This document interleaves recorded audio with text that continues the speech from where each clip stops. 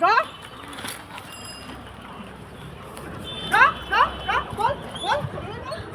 বল আজি ঘৰলৈ বল বল ঘৰলৈ বল আঁতৰি দিয়ক নাযাওঁ নাযাওঁ বুলি কৈছোঁ নহয় নাযাওঁ ঘৰলৈ কেলৈ নাযাবি ঘৰলৈ বল মই কি কৰিলোঁ বুলি কৈছে যে আজি অতদিনে ইমান যে অত্যাচাৰ কৰি আছে মই সহ্য কৰি আহি আছোঁ এতিয়া আৰু সহ্য নকৰোঁ মনত পেলাব লাগিব কি মনত পেলাব লাগে আজি পঢ়াৰ কি কৰা নাই এই ল'ৰা ছোৱালীৰ হালৰ কাৰণে মই কি কৰা নাই তোৰ কাৰণে মই ল'ৰা ছোৱালীৰ হালৰ কাৰণে দিনক ৰাতি কৰি কষ্ট কৰিছোঁ আৰু কি কৰিব লাগে কি কৰিব লাগে আৰু এৰা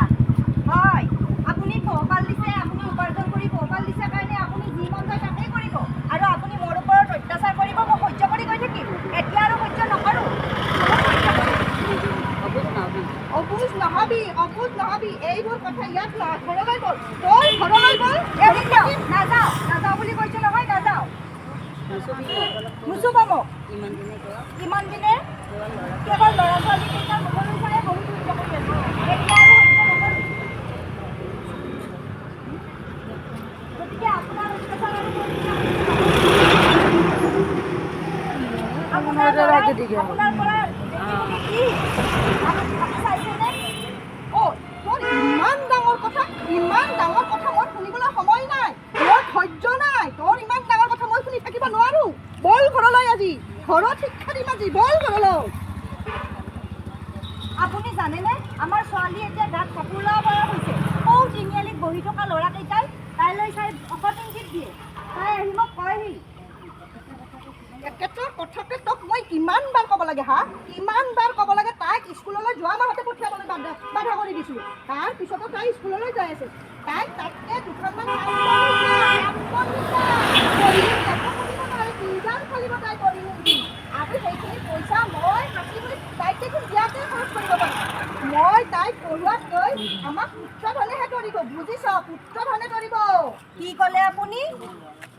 পুত্ৰধনে কৰিব মোৰ ল'ৰা ছোৱালীক কেতিয়াও মই পঢ়া শুনা এৰিবলৈ নিদিওঁ মোৰ যি টকা হ'ল মই আধাতে পঢ়া শুনা এৰি পেলাই যি শাস্তি পালোঁ এতিয়া আৰু মই ছোৱালীৰ ক্ষেত্ৰত তেনেকুৱা হ'বলৈ নিদিওঁ বাকীটো বাদেই দিয়ক আপুনি যে এই ল'ৰা ছোৱালীৰ মাজত মতভেদৰ দিনতেই আছে হেৰি এই ছোৱালী গৈ মহাকাশ পালেগৈ বাকীটো বাদেই দিয়ক এতিয়া আমাৰ দেশৰ ৰাষ্ট্ৰপতিগৰাকীও এগৰাকী নাৰী হেৰো তোৰ ইমান ডাঙৰ কথা মই শুনি থাকিব ধৈৰ্য নাই মই ন্যূনতম মানদণ্ডৰে গৃহস্থীখন চলাই আছোঁ ইমানখিনি পইচাৰে মই দুটাকৈ ল'ৰা ছোৱালীক উচ্চ শিক্ষিত কৰিব নোৱাৰোঁ নহয় তাতকৈ সেইখিনি পইচা মই সাঁচি থৈ তাই বিয়াতে খৰচ কৰিম হেৰি আপোনাক কোনেনো ক'লে আপুনি অকলে সকলো উপাৰ্জন কৰিব লাগে বুলি আমি দুয়ো লগ লাগি উপাৰ্জন কৰিম সেইবাবেইতো মই অসম ৰাজ্যিক গ্ৰামীণ জীৱিকা অভিযানৰ পৰা হোৱা আত্মসহায়ক গোটৰ লগত জড়িত হৈছোঁ আৰু আমি দুয়ো উপাৰ্জন কৰি আমাৰ ল'ৰা ছোৱালীকেইটাক ভাল মানুহ কৰিম আৰু গোটৰ ফালৰ পৰা কৈছে যে মই এতিয়া ভাবিছোঁ হাঁহ কুকুৰা ঘৰতে দুটামান পুহিম আৰু পশুধন পোহাৰ নামত ওপৰৰ পৰা নিৰ্দেশনাও দিছে যাতে আমি উপাৰ্জনমুখী হৈ পেলাই আমি নিজৰ পৰিপুষ্টিৰ উপাৰ্জনৰ লগতে নিজৰ পৰিপুষ্টিৰ ওপৰতো আগবঢ়াব পাৰোঁ তই আজিবি আৰু মই খাম মই তিৰি ৰাজনৰ খোৱা মতা মই নহয় দেই তোৰ ৰাজনৰ মই নাখাম বুজিলি আৰু হাঁহ পাৰ পুহিবলৈ তোক মই পইচাও দিব লাগিব নহয় সেয়া আপুনি সেইখিনিহে বুজিলেনে আপোনাৰ পৰা মোক ধন নালাগে নহয় মই সেয়া ন্যূনতম 17,000 আত্মসহায়ক গোটৰ পৰা লওঁ আৰু আপুনি যে কৈছে আপোনাৰ উপাৰ্জনৰ টকানো কোনদিনাখন সদব্যৱহাৰ কৰি পাইছে সেই গধূলি হ'লে গৈ পেলাই গেলা পানী টোপাৰ নামত আপোনাৰ কিমান টকা যে আপুনি হিচাপ কৰিছেনে তোৰ ইমান ডাঙৰ কথা ক'লে আজি তই বল ঘৰলৈ তই বল তই ঘৰলৈ বল আজি ঘৰলৈ বল তই ঘৰলৈ বল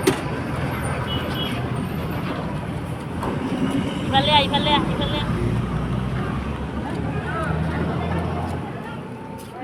কি হৈছে নবৌ কি হৈছে নব? কি হৈছে পাল্লা এইগিলা ভিডিঅ' কাজিয়া হৈছে। কিহক লৈ কাজিয়াখন হৈছে নবীন দা? এয়া আপুনি কি কৰিবলৈ ওলাইছে? ভিডিঅ'টো চিলাটো পন্তাৰ কথা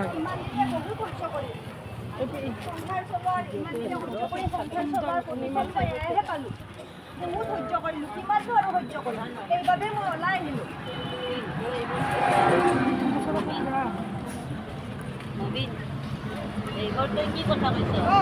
তই এইবোৰ কি কৰিবা? যাব লাগব নে? এই ঘৰৰ কথাবিলাক তই বাহিৰত গেলেই ক'ব লাগে। বাইদেউ আগে আগে যায় ঘৰলৈ গ'ল। আজি মোক ক'বলৈ দিয়ক।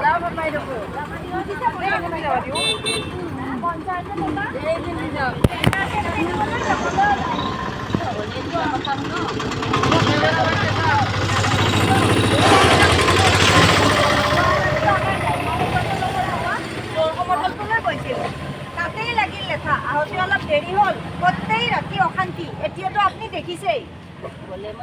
বোলে মই ৰাতি দিনটোও ঘূৰি ফুৰোঁ, ৰাতি এপৰলৈও ঘৰলৈ নাহোঁ। চি নবীন দা, এইবোৰ কি শুনিছোঁ? ঘৰখনৰ উন্নতিৰ হকে নবৌয়ে যোৱা এবছৰ ধৰি বাঢ়ি ওলাইছে। তাতে আপুনি যোৱা 15 বছৰৰ সংসাৰ কৰা পাতিয়ে তিৰোতাজনীকো সন্দেহ কৰে। ভদ্ৰ মানুহেতো মদৰ নিচা মাতাল হয়, পত্নী কন্যাক অত্যাচাৰ কৰি আপুনি জানো খুন খাবত কৰা নাই? এতিয়াতো লাজ লগা নাই কেতিয়াও। এতিয়াতো আপোনাৰ লাজ